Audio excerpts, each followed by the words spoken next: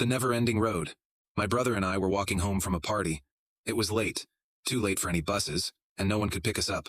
We were both drunk, and the walk home was long, so we decided to walk next to the road and try hitchhiking.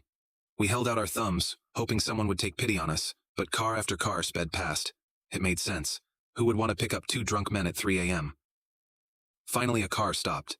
It was an old, beat-up sedan, and inside sat a strange-looking man, probably in his 60s.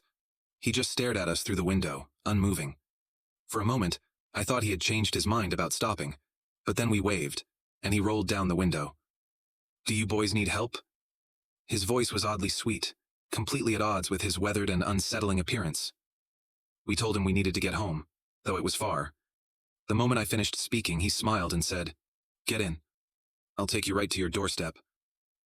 Too relieved to think twice, we got in. The ride was smooth, normal even, though in our drunken state we weren't exactly paying attention. We had only asked him to take us closer to home, but he insisted on driving us all the way.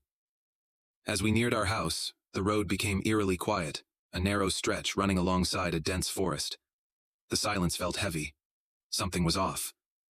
Then the man turned his head fully toward me, his eyes wide and unreadable. "Do you feel it?" he asked.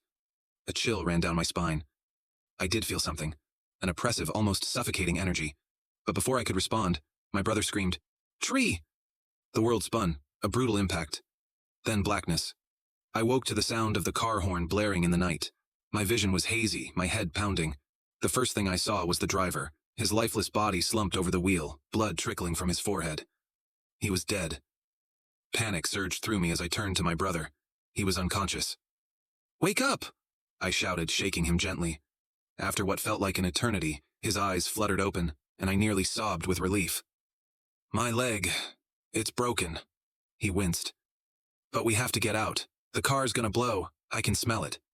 I didn't smell anything, but I didn't question him.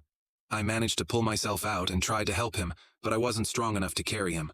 I collapsed to my knees. "We have to move farther," he urged, dragging himself forward.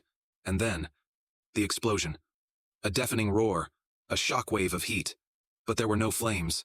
The car was engulfed in black smoke, and there was no way to save the man now because the car was on fire. Shaken, we knew we had to get home. Our phones were useless. Mine was in the fire, and my brother's had no service. With no other option, we started limping toward home. But something was wrong. The road stretched on endlessly. Our house should have been right around the corner, but it never came. The forest felt darker, the trees impossibly tall. We kept walking, slower now because of my brother's injury. But then, we saw it.